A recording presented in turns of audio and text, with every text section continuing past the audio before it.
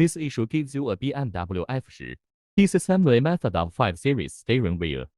Step E. Removing airbag. The first step is to remove the airbag. Find 6 o'clock down here. Poke it in with a screwdriver.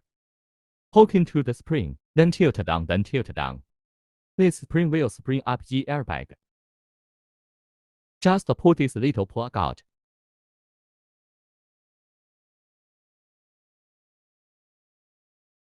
The airbag was pulled out. Step 2. Remove the key. The second step is to remove the button. Turn it over and find the 2 screws at the back. Loosen the screws.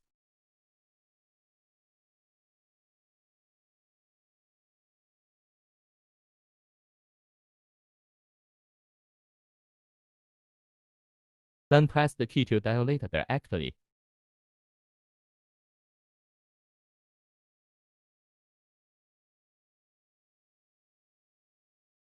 The cable connecting the keys should be unplugged.